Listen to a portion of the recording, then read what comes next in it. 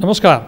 Corona update सम्बन्धी विशेष कार्यक्रममा स्वागत छ। म रमेश वाग्ले। दर्शकबिन, विश्वभर कोरोना भाइरसको संक्रमण त्यसले पारेको असर सँगसँगै नेपालका विभिन्न क्षेत्रमा भइरहेका कोरोना भाइरसका असरहरू र त्यसबाट बच्नका लागि सरकारी र गैर सरकारी स्तरबाट चालिएका कदमहरू सँगसँगै यसले जनजीवनमा पारेका प्रभाव र जनजीवन त्यसबाट बाहिर निस्किन गरिएका प्रयासहरू पनि हामी कार्यक्रमको विषयवस्तु बनाउने गर्छौँ। आजसम्म विश्वभर 5,18,10,000 भन्दा बढी मानिसहरू सङ्क्रमित भइसकेको अवस्था छ भने 12,79,000 मानिसहरू कोरोना भाइरसका कारणले ज्यान गुमाइसकेको अवस्था छ।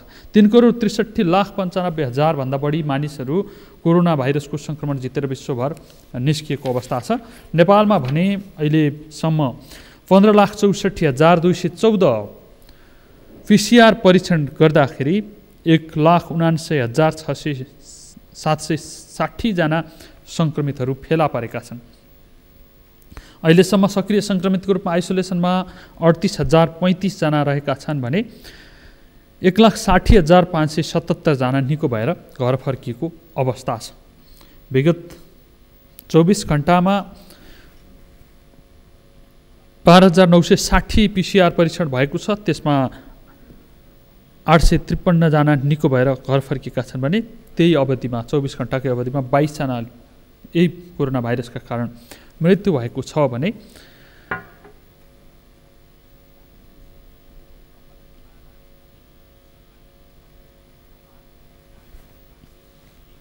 नेपालमा कोरोना भाइरसका कारण मृत्यु हुनेको सङ्ख्या अहिलेसम्म 1,148 पुगिसकेको अवस्था छ। निको हुने दर 80% भनिएको छ, तर यो पछिल्लो समयमा यो परिस्थिति फरक हुँदै गएको छ र सङ्क्रमितहरू गम्भीर अवस्थासम्म पुगेर आइसियु र भेन्टिलेटरमा पुग्ने क्रम पनि बढिरहेको छ। प्रदेशगत रूपमा अहिलेसम्म प्रदेश नम्बर 1 मा 4,850 होम आइसोलेसनमा छन् भने आइसियुमा 45 जना छन् अनि 15 जना त्यसमध्येका पनि भेन्टिलेटरमा गएको अवस्था छ। प्रदेश 2 मा 952 जना होम आइसोलेसनमा छन्। आइसियुमा 12 जना पुगेका छन् भने 2 जना भेन्टिलेटरमा रहेको अवस्था छ। त्यसै गरी बागमती प्रदेशमा 18,838 व्यक्तिहरू होम आइसोलेसनमा छन् अनि 1,084 जना आइसियु र 58 जना भेन्टिलेटरमा रहेको अवस्था छ। गण्डकी प्रदेशमा 1,748 सक्रिय सङ्क्रमित रहँदा 76 जना आइसियुमा र 15 जना भेन्टिलेटरमा रहेको अवस्था छ। त्यसै गरी लुम्बिनी प्रदेशमा 2,160 जना सक्रिय सङ्क्रमित रहँदा 62 जना आइसोलेसनमा र 6 जना भेन्टिलेटरमा रहेको अवस्था छ। कर्णालीमा 321 सक्रिय सङ्क्रमित हुँदा 8 जना आइसियुमा। त्यसै गरी सुदूरपश्चिममा 865 जना सक्रिय सङ्क्रमित रहँदाखेरि 17 जना आइसियुमा रहेको अवस्था छ।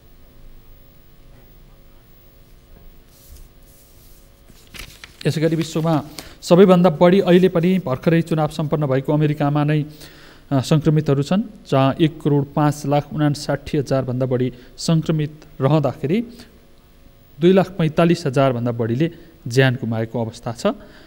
अहिलेसम्म 66,01,000 भन्दा बढी सङ्क्रमितहरू निको भएर घर फर्किएको अवस्था छ।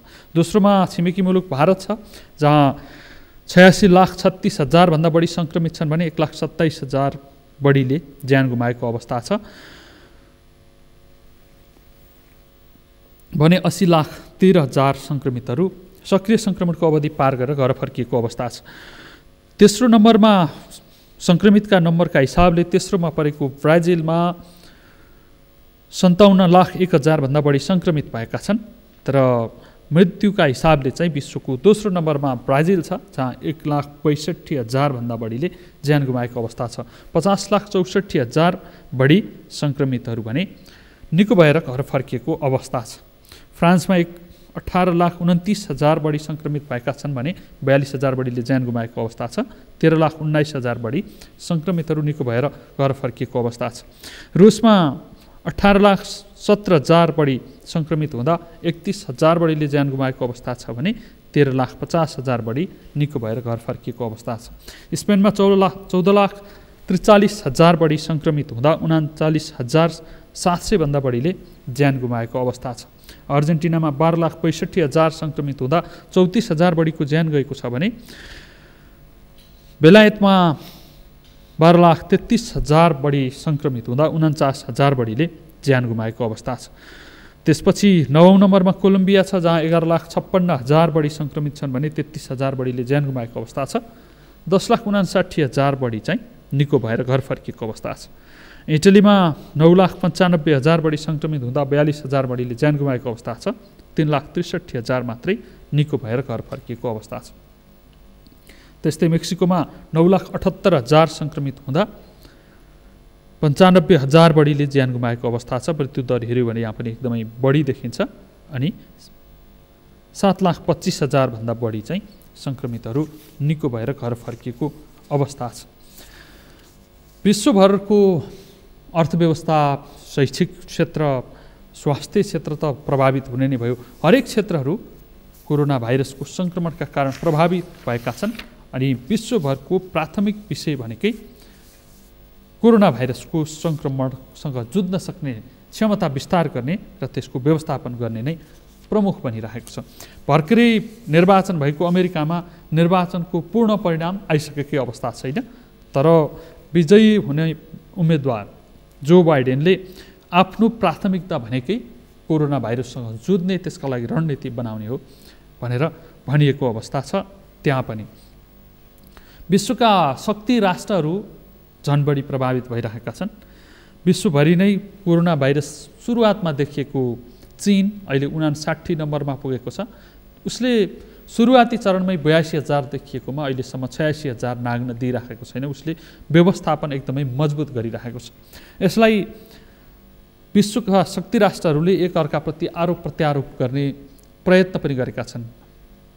अमेरिकाका पराजित राष्ट्रपतिका उम्मेदवार, पूर्व राष्ट्रपति, अहिले पनि राष्ट्रपति पदमै बहाल डोनाल्ड ट्रम्पले त यसलाई चाइनिज भाइरस भनेर एकचोटि विवाद पनि भएको अवस्था थियो। चीनबाट सुरु भएको हुनाले यो चाइनिज भाइरस हो भन्ने उनको दाबी थियो।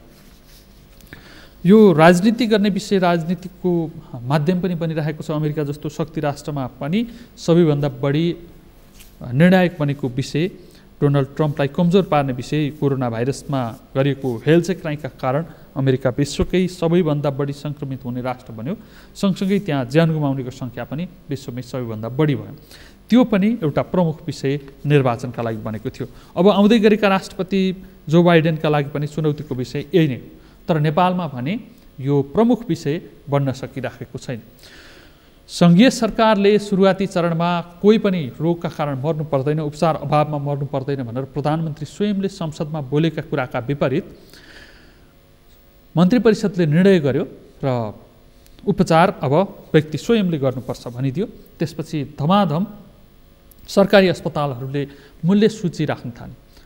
त्यसका विरुद्धमा निःशुल्क गरिनुपर्छ भनेर परेको रिटमा सर्वोच्च अदालतले संविधानको व्यवस्था र नागरिकप्रतिको सरकारको दायित्व सम्झाउँदै असोज 15 गते फैसला गरेको थियो। त्यो फैसला पछि पनि सरकारले त्यो कार्यान्वयन गर्ने प्रयत्न, आफ्नो निर्णय कार्यान्वयन गर्ने प्रयत्न एकातिर गरिराख्यो भने अर्कातर्फ व्यक्ति स्वयंले गर्नुपर्छ, उपचार गर्दिन भनेर सरकारले भनेको छैन भन्ने दाबीहरू मौखिक रूपमा प्रस्तुत गर्दै गयो, जसको परिणामस्वरूप सरकार आफ्नो निर्णय कार्यान्वयन गर्नका लागि परेको तथ्य त्यति बेला सार्वजनिक भयो जति बेला सर्वोच्च अदालतले गरेको फैसला नै पुनरावलोकन गरिदिनु पर्यो भनेर सरकारले निवेदन लगाएको थियो। त्यो निवेदन जब खारेज भयो, खारेज भइसकेपछि अहिले सरकारले आफूले गरेका निर्णयहरूमध्ये अदालतको मानहानि हुनबाट पनि जोगिने अनि नागरिकले सेवा पनि प्राप्त नगर्ने गरी नयाँ निर्णय गरेको छ। सरकारी अस्पतालको उपचार निःशुल्क भन्यो, तर विगतमा जस्तो निजी अस्पतालमा गरेकालाई पनि खर्चको लिमिट तोकेर त्यसमा खर्च व्यवस्थापन गर्ने कुरा सरकारले गर्दै आएको थियो। त्यो व्यवस्था भने सरकार त्यो जिम्मेवारीबाट हात झिकेको छ सरकारले। र अब सरकारी अस्पतालमा बेड सङ्ख्या प्राप्त नहुने र निजी अस्पतालमा जाँदाखेरि उपचार धान्नै नसक्ने खालको महँगो हुने, यो समस्याबाट चाहिँ नागरिक फेरि पीडित हुनुपर्ने अवस्था आएको छ।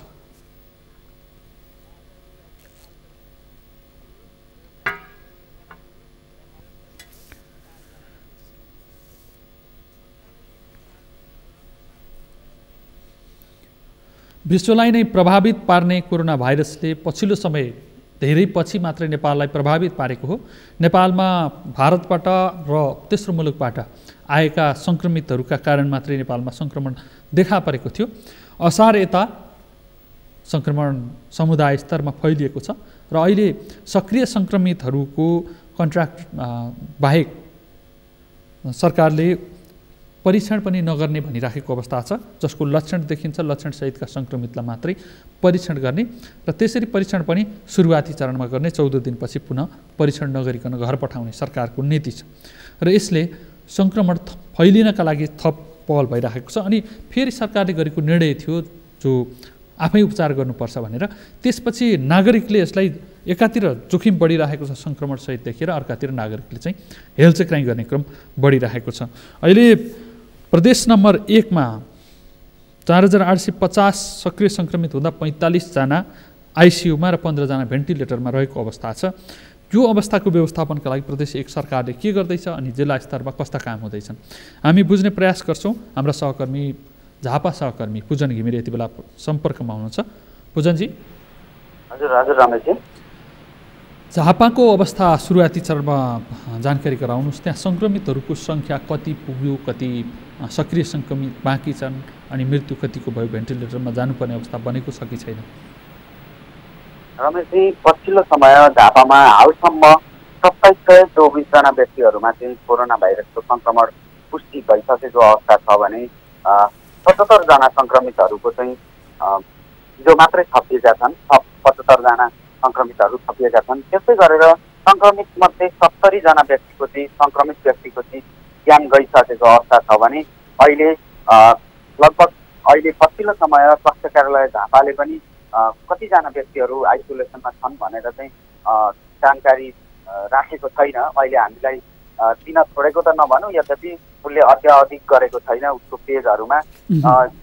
अहिले हामीले यो पछिल्लो समयमा 100 झापाका लगभग 100 जना व्यक्तिहरू चाहिँ उपचारका क्रममा छन् भनिएको छ। तथापि यस्तो आधिकारिक पुष्टि चाहिँ स्वास्थ्य कार्यालय झापाले चाहिँ गरेको अवस्था छैन। र पुजनजी, सुरुवाती चरणमा सङ्क्रमण देखा परे पनि उनीहरूमा लक्षण पनि थिएन, स्वास्थ्य अवस्थामा समस्या पनि थिएन, त्यति बेला मानिसहरूमा त्रास थियो। अहिले पछिल्लो समय सङ्क्रमितहरूमा लक्षणसहितका सङ्क्रमित हुने दर पनि एकदमै बढी देखिएको छ। उनीहरू सिरियस अवस्थामा पुगेर आइसियु र भेन्टिलेटर आवश्यक हुने क्रम पनि बढिरहेको छ, मृत्यु दर पनि बढिरहेको छ। तर नागरिकमा चाहिँ यसप्रतिको त्रास चाहिँ घट्दै गए जस्तो देखिन्छ। यो व्यवस्थापनका हिसाबले यो समस्या भइरहेको छ कि नागरिकले यसलाई कसरी यस्तो हल्कासँग लिइरहेको जस्तो देखिन्छ नि, किन हो भन्ने त्यहाँ नागरिक स्तरमा तपाईँले छलफल गर्न पाउनु भएको छ? जस्तो यहाँले भने जस्तै सुरुवाती चरणमा जस्तो किसिमको सजगता अप्नाइएको थियो, जस्तो किसिमको सरकारी व्यवस्थापन थियो, त्यसरी अहिले पनि नागरिकहरू चाहिँ त्यसरी सुरुको अवस्थामा जस्तो स्वास्थ्य सम्बन्धी मापदण्डहरू पालना गरेका छैनन्। यद्यपि अहिले चाहिँ पछिल्लो समयमा चाहिँ लक्षणहरू समेत देखिने गरेका सङ्क्रमितहरू थपिएकै छन् र मृतकको सङ्ख्या पनि दिन प्रतिदिन बढिरहेको छ। तर यो अवस्थामा योभन्दा अगाडि गरिएको लकडाउनका कारण, लामो समयसम्मको लकडाउनका कारण पनि हुनसक्छ मानिसहरू अहिले यसलाई चाहिँ सुरुवाती चरणमा जस्तो चाहिँ सिरियसली लिइरहेको देखिँदैन। अहिले बजारमा चाहिँ भिडभाड गर्ने, सामाजिक दूरी कायम नगर्ने, बिना मास्क बिना सेनिटाइजर चाहिँ किन्ने यो क्रम चाहिँ बढिरहेको छ। यो सँगसँगै लक्षणसहितका बिरामीहरूको सङ्क्रमितहरूको सङ्ख्या पनि थपिरहेको छ भने सरकारी व्यवस्थापन चाहिँ अहिले शून्य जस्तै छ। जस्तो लकडाउनको समयमा सरकारले यस किसिमको व्यवस्थापन गरेको थियो, स्वास्थ्य सम्बन्धी सचेतनाका कार्यक्रमहरू सञ्चालन गरेको थियो, क्वारेन्टिनहरू बनाएको थियो। अहिले चाहिँ सङ्क्रमितहरूलाई पनि लक्षण नदेखिएकाहरूलाई परीक्षण नगर्ने र लक्षण देखिएका कतिपय बिरामीहरूलाई पनि घरैमा चाहिँ बसेर उपचार गर्नु भनेर सरकारले जुन निर्णय गर्यो त्यो पछाडि चाहिँ अहिले यस किसिमको चाहिँ गण्डगोल अवस्था देखिएको छ। यो चाहिँ एकदमै भयङ्कर हुनसक्छ। अब दिन प्रतिदिन लक्षणसहितका बिरामीहरू चाहिँ थपिएकै छन्, तथापि सर्वसाधारणमा चाहिँ जनचेतनाको स्तर चाहिँ उस्तै देखिएको छ भने सरकारी व्यवस्थापन चाहिँ झनै बिग्रेर गएको छ। यसले चाहिँ चुनौती थपेकै छ भन्नुपर्छ रमेशजी। पुजनजी, तपाईँ वर्तमान प्रधानमन्त्री केपी शर्मा ओलीको जिल्लामै रहेर काम गरिराख्नु भएको छ। त्यहाँ अन्य प्रयोजनका लागि विकासका नाममा चाहिँ अन्यत्रको तुलनामा अत्याधिक बजेट गएको अवस्था हो र त्यसको खर्च गर्ने पनि त्यही ढङ्गले भइरहेको अवस्था होला। अहिले कोरोना भाइरसको व्यवस्थापन गर्ने कुरा, नागरिक सचेतना बढाउने कुरामा पनि त्यस्तै अलिकति बढी प्राथमिकतामा परेको पाइन्छ त्यो जिल्ला? जस्तो यो स्वभावैले केपी शर्मा ओलीको जिल्ला भएकाले पनि अन्य भौतिक विकास निर्माणको कार्यमा सरकारले चाहिँ थुप्रै बजेट खनाउँदै आएको छ। तथापि अन्य जिल्लामा जस्तै कोरोना भाइरस सङ्क्रमण रोकथामका लागि व्यवस्थापनमा जसरी खर्च गर्नुपर्ने हो, जसरी प्राथमिकताका साथ त्यसलाई चाहिँ व्यवस्थापन गर्नुपर्ने हो, यो चाहिँ अरू जिल्लाकै तुलनामा, अरू जिल्लासँगै हामीले तुलना गर्दा हुन्छ। यहाँ त्यस्तो कुनै विशेष कार्यक्रमहरू त्यसरी सञ्चालन गरिएका छैनन् भने जनचेतनाका कुराहरूदेखि लिएर स्वास्थ्य सुरक्षाका उपायहरू अपनाउने लगायतका विविध कुराहरू अन्य जिल्लाहरूको जस्तै छ। यहाँ चाहिँ प्रधानमन्त्री जिल्ला भए पनि यसलाई विशेष रूपमा त्यसरी सम्बोधन चाहिँ गरिएको छैन। रमेशजी, अन्य जिल्ला यो सरकारले सक्रिय सङ्क्रमितहरूको सङ्ख्या पनि बढ्दै गयो, सँगसँगै सङ्क्रमितहरू आइसियु र भेन्टिलेटरमा जाने, त्यस्तो अक्सिजन सपोर्ट सहितका अन्य सपोर्टहरू पनि आवश्यक हुने बिरामीहरूको सङ्ख्या पनि बढिरहेको अवस्था छ। त्यस्ता सङ्क्रमितहरूलाई राख्नका लागि चाहिँ हाई डिपेन्डेन्सी बेड भनेर सेमी आइसियु बेडहरूको सङ्ख्या चाहिँ अत्याधिक विस्तार गर्ने र त्यसले भोलि आउने जाडो महिनामा फैलावट हुने कोरोनाका सङ्क्रमितहरूको सङ्ख्या, त्यो बढ्दो सङ्ख्यालाई पनि व्यवस्थापन गर्न सकिन्छ भनेर भनिरहेको अवस्था छ। के त्यहाँ त्यस्ता बेडहरू विस्तार गर्नका लागि कामहरू भइरहेका छन् अथवा प्रचार मात्रै भइरहेको छ? सरकारले त्यो घोषणा गरेको भए पनि अहिले स्थानीय तहहरूले, झापाका केही स्थानीय तहहरूले चाहिँ 1500सम्मको अस्पताल निर्माणको कामलाई चाहिँ अगाडि बढाउनका लागि कागज प्रक्रियाहरू चाहिँ अगाडि बढाएका छन्, त्यसलाई पुरा गर्ने क्रममा छ। तथापि यहाँले भने जस्तै सरकारले घोषणा गरे जस्तै आउँदो जाडो महिनामा चाहिँ लक्षणसहितका बिरामीहरू झनै धेरै देखा पर्ने सम्भावना भएकाले उनीहरूका उपचारका लागि विशेष अस्पताल सञ्चालन गर्ने, विशेष आइसियु बेडहरू निर्माण गर्ने काम चाहिँ यहाँ अहिलेसम्म त्यसरी भएको अवस्था छैन। हालसम्म यहाँ झापामा चाहिँ मेची अस्पतालमा एउटा सरकारी अस्पताल छ, मेची अस्पतालमा मात्रै चाहिँ सङ्क्रमितहरूको उपचार हुँदै आएको छ भने अन्य झापाका निजी अस्पतालहरू, पिएचसी, बिर्ता सिटी लगायतका अस्पतालहरूमा चाहिँ उपचार हुँदै आएको छ। तथापि यो चाहिँ पूर्वको तराईको जिल्ला र यो एउटा चाहिँ यहाँबाट पहाडी जिल्लाहरू इलाम, पाँचथर र ताप्ले पनि जोड्ने जिल्ला भएका कारण त्यतातिरका सङ्क्रमितहरू पनि यहीँ झर्ने भएकाले अहिले नै पनि यहाँ चाहिँ जति चाहिने हो त्यो मात्रामा चाहिँ आइसियु बेडहरू चाहिँ उपलब्ध हुने अवस्था छैन। रमेश, अहिले कोरोना भाइरसको कारणले गर्दाखेरि जटिल अवस्था आएर आइसियुमा जाने बिरामीहरू त छँदैछन्, सँगसँगै अन्य रोग पनि त अब पुरै नियन्त्रण त भएको छैन। मानिसहरू सचेत हुँदा केही कमी आएको जस्तो देखिए पनि, अस्पताल आउने क्रम घटे पनि गम्भीर प्रकारका बिरामीहरूलाई त आइसियु भेन्टिलेटरकै पनि सपोर्ट आवश्यक पर्छ होला। उनीहरू समस्या भएको, त्यस्तो उपचार नपाएको त्यस्ता घटनाहरू तपाईँको जानकारीमा छन्? रमेशजी, पक्कै पनि एउटै मात्रै सरकारी अस्पताल जहाँ आइसियु छ त्यो भद्रपुर अस्पताल छ, त्यति अस्पताल छ। त्यहाँ चाहिँ जम्मा 4वटा मात्रै आइसियु बेडहरू रहेका छन् भने अन्य आइसियु बेडका लागि चाहिँ झापाका निजी अस्पतालहरूमा भर पर्नुपर्ने अवस्था छ। कोरोना भाइरसको बिरामीहरू बढ्दै गइसके पछाडि यहाँ पनि यहाँले भने जस्तै अन्य रोगका गम्भीर प्रकृतिका बिरामीहरूलाई चाहिँ आइसियुको अभाव हुने र यहाँबाट अन्यत्र रेफर गर्नुपर्ने र अहिले पछिल्लो समय त झन् भारततिर पनि मानिसहरू जाने क्रम बढेको छ। उपचारका लागि भारततिर जाने मान्छेहरूलाई पनि विशेष व्यवस्था मिलाइएको छ। गम्भीर प्रकृतिका उपचार गर्नुपर्ने बिरामीहरू अहिले भारततिर जान थालेका छन्। त्योबाट पनि उल्लेख्य मात्रामा जति आवश्यक छ त्यो मात्रामा चाहिँ यहाँ आइसियु बेडहरू चाहिँ छैन, त्यसको व्यवस्थापन छैन भनेर हामी भन्न सक्छौँ। अनि त्यसको सट्टामा हाई डिपेन्डेन्सी बेड भनेर अक्सिजन सपोर्ट सहितका सुविधा भएको तर आइसियुमा हुने सबै सुविधा नभएको बेडको सङ्ख्या विस्तार गर्ने भनेको थियो। त्यो कामका लागि चाहिँ सरकारी अस्पतालहरूले केही प्रयास गरेका छैनन्। त्यसो भए हाम्रो जानकारीमा आएसम्म यहाँले भने जस्तो आइसियु जस्तै खालको सङ्क्रमितहरूलाई राखेर उपचार गर्न मिल्ने खालको किसिमका बेडहरूको विस्तार गर्ने काम चाहिँ सरकारी अस्पतालले बढाएको भन्ने हाम्रोमा जानकारी छैन। तथापि सरकारी अस्पतालमा भएको 4वटा आइसियु बेड त्यो चाहिँ लगभग कोरोना सङ्क्रमितहरूकै कारणले चाहिँ त्यो तिनै पछि चाहिँ प्याकै हुने अवस्थामा छ र अन्य रोगका बिरामीहरूले अन्य निजी अस्पतालतिर धाउनुपर्ने बाध्यता छ रमेशजी। धेरै धेरै धन्यवाद पुजनजी, आफू सुरक्षित भएर रिपोर्टिङमा खट्नुहोला। हामीले झापा सहकर्मी पुजन घिमिरेसँग कुराकानी गऱ्यौँ र त्यहाँको जानकारी लियौँ कि त्यहाँ नागरिक स्तरको हेल्थ क्राइम पनि बढिरहेको छ, सरकारी स्तरबाट गरिँदै आएको सतर्कता पनि झन्झन घट्दो क्रममा छ। तर सङ्क्रमितहरूको लक्षणसहितका सङ्क्रमितहरूको सङ्ख्या बढ्ने क्रम जारी छ अनि ती सङ्क्रमितहरूको मृत्यु हुने क्रम पनि जारी रहँदा झापामा मात्रै 70 जनाले मृत्युवरण गरिसकेको अवस्था छ।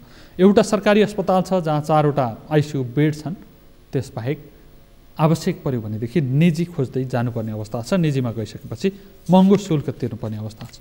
सरुवा रोगको महामारीको समयमा, प्रकोपको समयमा उपचारको जिम्मा, स्वास्थ्य क्षेत्रको जिम्मा सरकारको सँगै संविधानको मौलिक हकले पनि स्वास्थ्य नागरिकको आधारभूत अधिकार भनेको छ। आधारभूत अधिकारको परिपूर्ति सरकारी स्तरबाटै हुनुपर्छ भन्ने अन्तर्राष्ट्रिय संवैधानिक मान्यता नै रहेको छ।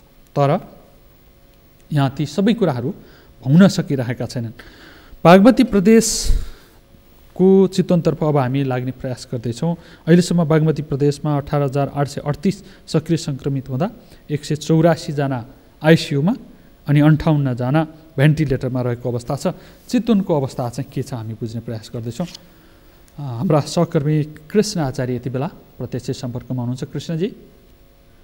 हजुर रमेशजी, चितवनको अहिलेको ताजा अवस्था, सङ्क्रमणको व्यवस्थापनका प्रयासहरू बारे जानकारी।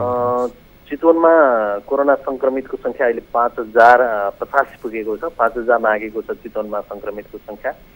कि स्वास्थ्य कार्यालय चितवनले दिएको पछिल्लो डाटा अनुसार 3,519 जना चाहिँ भरतपुर महानगरपालिकाका छन्। त्योमध्ये रत्नगर नगरपालिकाका 634 छन्, खैरानी नगरपालिकाका 394, त्यस्तै राप्ती नगरपालिकाका 287, कालिका नगरपालिकाका 151, माडी नगरपालिकाका 103 र इच्छा कामना गाउँपालिकाका 31 जना गरी जम्मा जम्मी 5,085 जना कुल सङ्क्रमित जिल्लामा अहिलेसम्मको पुष्टि भएका सङ्क्रमितहरूको सङ्ख्या हो।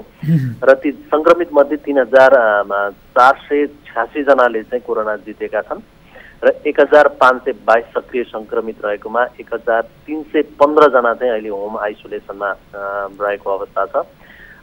सङ्क्रमित मध्ये 2,048 जना महिला हुन् भने 3,037 जना चाहिँ पुरुष हुन् र कोरोनाबाट चितवनमा 77 जनाको चाहिँ मृत्यु भइसकेको छ। 77 जनाले चाहिँ कोभिड सङ्क्रमण सहित मृत्युवरण गर्नु परेको अवस्था छ।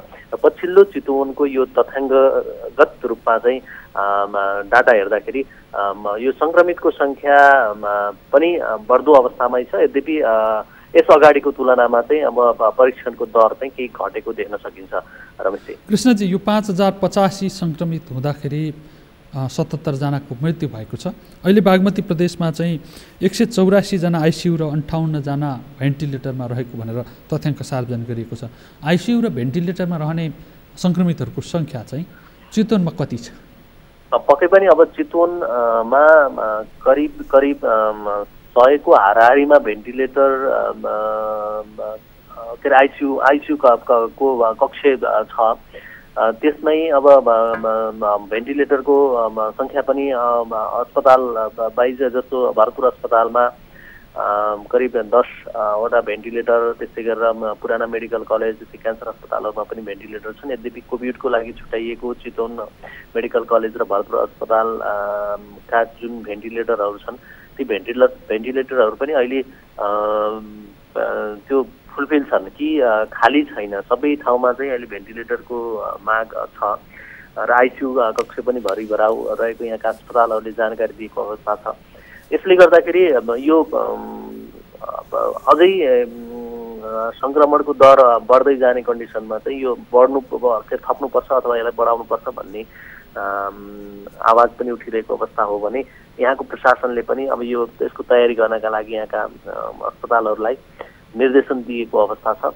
र अहिले जो अस्पतालहरूले जुन सङ्ख्यामा भेन्टिलेटर र आइसियु स्थापना गरेका थिए ती चाहिँ पर्याप्त मात्रामा छैन र त्यसका लागि यहाँबाट सङ्घीय सरकार र प्रदेश सरकारलाई पनि आह्वान गरिएको र यो भेन्टिलेटरका लागि स्थापनाका लागि माग गरिएको समेत अवस्था थियो।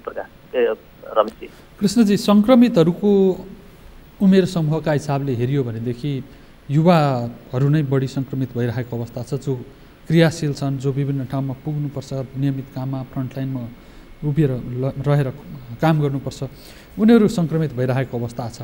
तर यो सिरियस हुने, भेन्टिलेटरसम्म आइसियु भेन्टिलेटरसम्म पुग्ने सङ्ख्या चाहिँ युवाहरूको कस्तो पाइएको छ?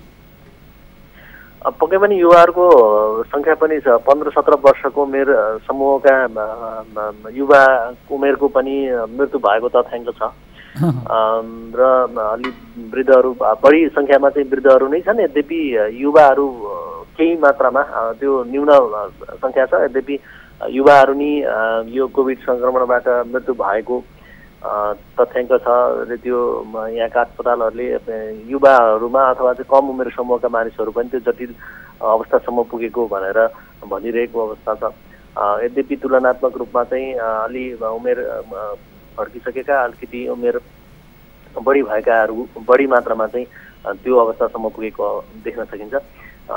पछिल्लो समय यहाँका अस्पतालहरूमा जस्तो युवाहरू को सङ्ख्या अलि बढी सङ्क्रमित सँगसँगै अलि बढी जो अक्सिजन लगायतका कुराहरू, भेन्टिलेटर लगायतका कुराहरू पनि चाहिने भएका कारणले गर्दाखेरि अलिकति चिकित्सकहरूले पनि अलिकति यो अलिकति भयावह बन्न सक्छ अथवा यसबाट अलिक बढी सचेत बन्नुपर्छ भनेर भनेको अवस्था पनि थियो।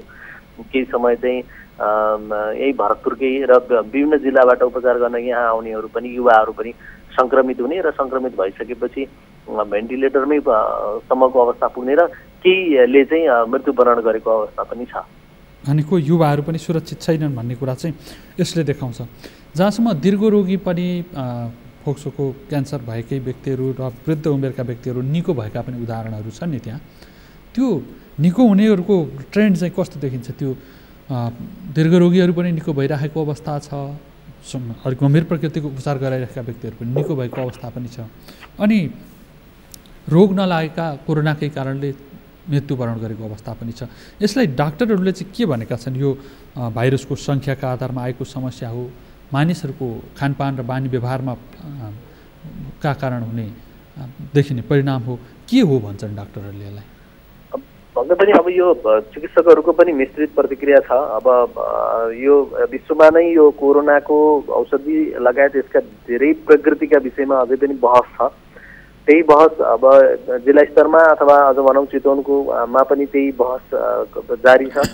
यद्यपि तपाईँले भने जस्तो गम्भीर प्रकृतिका बिरामीहरू अथवा जुन बिरामीहरूलाई आइसोलेसनमा राख्नुपर्ने अथवा चाहिँ केमोमै अथवा त्यो प्लाज्मा थेरापी नै दिएर बचाउने कन्डिसन पुगेको अवस्था पनि छ कि यहाँ 1-2 बिरामीहरू चाहिँ प्लाज्मा थेरापीबाट फेरि पुनर्जीवन पाएको अवस्था पनि छ। र गम्भीर प्रकृतिका बिरामीहरू जो आइसोलेसनमा बसेर पनि भेन्टिलेटरसम्म पुगेका बिरामीहरू पनि बाँचेको अवस्था छ भने कतिपय बिरामीहरू थाहा नपाइकन मृत्युवरण गरेको, आजसम्म ठिकै भएको बिरामी भोलिपल्ट मृत्युवरण गरेको पनि छ। र यसमा हेर्दाखेरि अधिकांश बिरामीहरू दीर्घ रोगीहरू, विभिन्न प्रकृतिका रोग जोसँग फोक्सोको त्यस्तै गरेर मुटुको समस्याहरू होइन, अब मधुमेह, उच्च रक्तचाप लगायतका जो दीर्घ रोगबाट जो पीडित थिए उनीहरूमा त्यो किसिमको समस्या देखिन्छ र तिनीहरूलाई नै बढी नै कोरोनाले गलाएको र त्यस कारणले नै मृत्युवरण गरेको प्रश्न हुन्छ। अहिले देखिएको तपाईँले अहिलेसम्म भनेको यो ट्रेन्ड हेरियो भनेदेखि चाहिँ कोही भेन्टिलेटरमा पुगेर पनि एकदमै सकुशल फर्केको अवस्था पनि छ भने कति चाहिँ थाहा नपाइकन पनि मृत्युवरण गरेको अवस्था छ। भनेको यसलाई यस्तो हो भनेर फर्म्याट बनाउने, यस्तो कारणले मात्रै समस्या आउँछ भनेर हेलचेक्राइ गर्ने अथवा त्यसलाई हल्का रूपमा लिने त्यस्ता व्यवहार गर्नु नहुने कुरा चाहिँ यही मृत्युदरले पनि मृत्युका प्रकृतिले पनि बताउने स्थिति बन्यो। जहाँसम्म भेन्टिलेटरमा पुगिसकेका एकदमै समस्या भएका व्यक्तिहरूलाई पनि बचाउनका लागि काम गरिरहेको चाहिँ प्लाज्मा थेरापी छ नि, अहिले प्लाज्मा डोनेसनको दर कस्तो छ? त्यहाँ मागेपछि मात्रै पुग्ने कि कलेक्सन गरेर राख्ने पनि त्यस्तो प्रयासहरू पनि भएका छन् कि के छ अवस्था?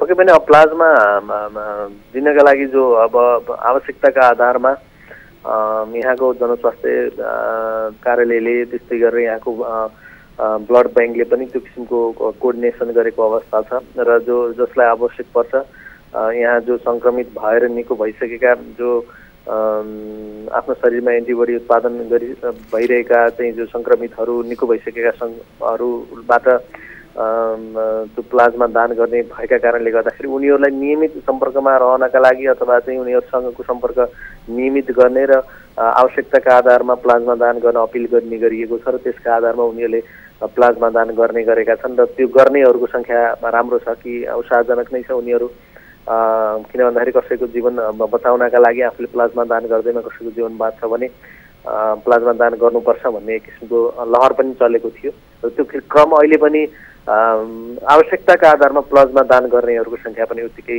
अवस्थामा छ। धन्यवाद कृष्णजी, आफू सुरक्षित भएर रिपोर्टिङमा खट्नुहोला। उहाँ हुनुहुन्थ्यो हाम्रा चितवन सहकर्मी कृष्ण आचार्य, त्यहाँको अवस्थाको बारेमा जानकारी गराउँदै हुनुहुन्थ्यो। अहिलेसम्म चितवनमा 77 जनाको मृत्यु भएको अवस्था छ भने 5085 जना सङ्क्रमित भएका छन्। पछिल्लो पटक सङ्क्रमितहरूको दर चाहिँ घटेको छैन, बरु बढिराखेको अवस्था छ। गण्डकी प्रदेशतर्फ लाग्छौँ अब हामी। गण्डकी प्रदेश चितवनकै छिमेकी जिल्ला पूर्वी नवलपरासीतर्फ। गण्डकी प्रदेशमा अहिले 65 जना आइसियुमा र 6 जना भेन्टिलेटरमा रहेको अवस्था छ। पूर्वी नवलपरासीको अवस्था चाहिँ के छ हामी बुझ्ने प्रयास गर्दैछौँ। रामकुमारजी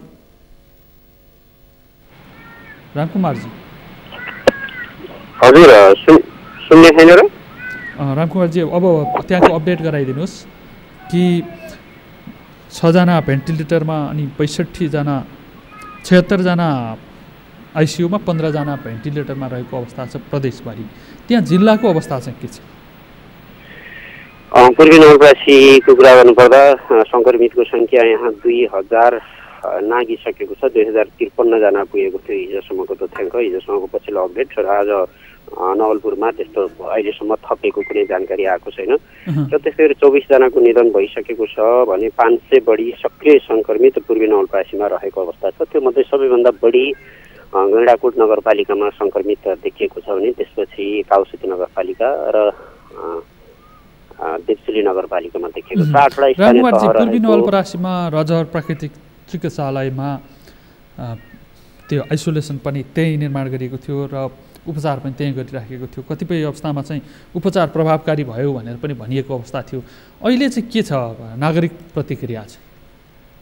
जुन रजहरमा उपचार भइरहेको छ त्यहाँ उपचाररत एकजनाको पनि निधन भएको अवस्था छैन अहिलेसम्म। तथापि के देखिन्छ भने अब अलि छिटो सङ्क्रमण लाएर पनि बेलैमा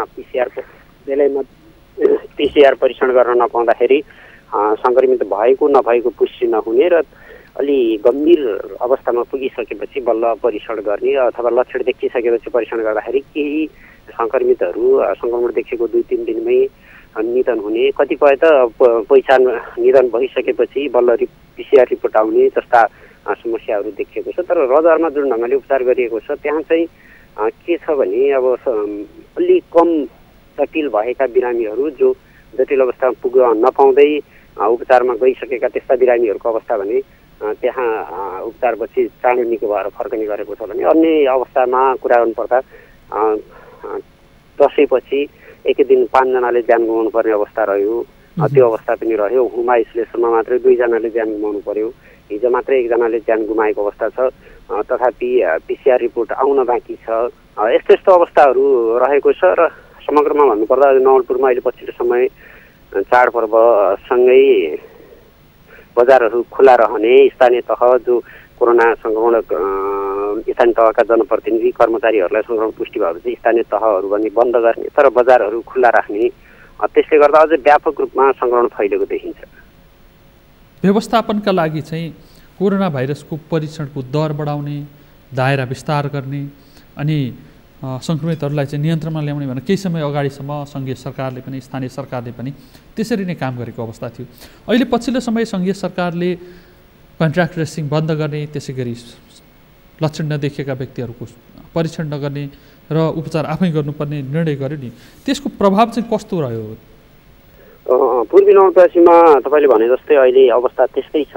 एकचोटि PCR परीक्षण गरेर पोजिटिभ देखिएकाहरूलाई होम आइसोलेसनमा धेरै जसो अहिले जति सक्रिय सङ्क्रमित रहेको छ ती सक्रिय सङ्क्रमित मध्ये अधिकांश 70देखि 80% सङ्क्रमितहरू अहिले होम आइसोलेसनमै रहेको अवस्था छ र ती सङ्क्रमितहरूलाई कुनै पनि जटिल समस्या नदेखिएको खण्डमा एकपटक पुष्टि भएको 21 दिनपछि निको भनेर निको भएको सूचीमा राखिदिने र त्यसपछि उहाँलाई सन्चो भएको भनेर भन्ने त्यस्तो गरिएको छ। पटक पटक परीक्षण गर्ने गरिएको छैन र अहिले खास गरेर के देखिन्छ भने प्रमुख जिल्ला अधिकारी, स्थानीय तहका 3वटा स्थानीय तहका प्रमुखहरू, प्रहरीका प्रमुख एसपी र डिएसपी लगायत धेरै जुन अलि भागमा खटेर काम गर्नेहरू सबैमा पोजिटिभ देखिएको अवस्था छ। त्यसले गर्दाखेरि अहिले जनस्तरमा त्यो PCR परीक्षण पुगेको भनेर स्थानीय तह स्वास्थ्य कार्यालय दाबी गरेको देखिन्छ। तथापि गाउँ गाउँमा त्यो पुगेको देखिँदैन। ज्वरो आएका, खोकी लागेका, रुगा लागेका त्यस्ता बिरामीहरू, कोरोना पोजिटिभ भएका आशंका गरेका बिरामीहरूले पनि PCR परीक्षण गर्न नपाइरहेको अवस्था छ। नपाइरहेको मतलब उनीहरूलाई परीक्षणको दायराभित्र नल्याइएको भन्ने हो कि परीक्षण गर्न खोज्दाखेरि पनि सहज नभएका कारणले उनीहरू परीक्षण गर्न पाइरहेका छैनन्?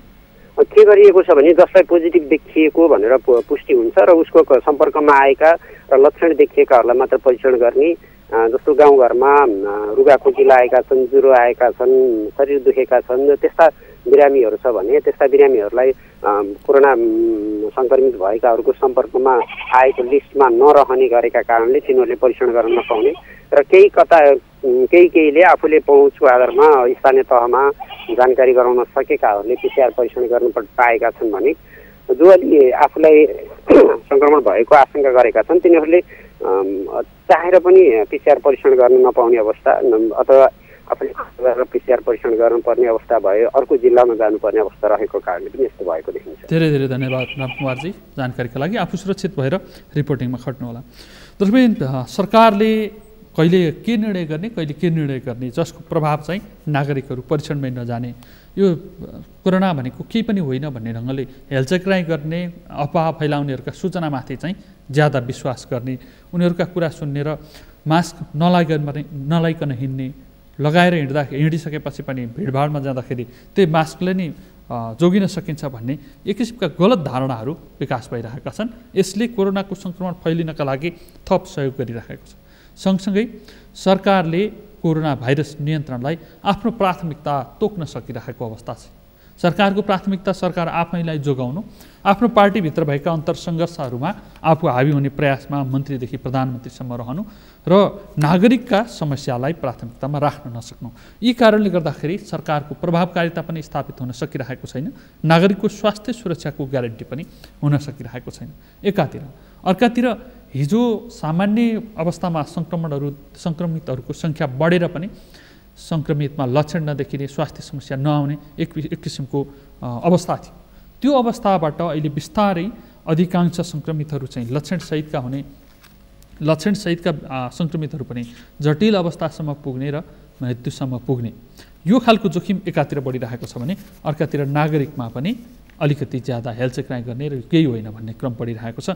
यसले सङ्क्रमण विस्तारित गर्नका लागि थप मलजल गरिरहेको छ। सरकार र नागरिक दुवै सचेत हुनुपर्ने, जिम्मेवार हुनुपर्ने र आफ्नो सुरक्षाका लागि नागरिक र नागरिकको सुरक्षाका लागि सरकार सचेत हुनुपर्ने आवश्यकता छ।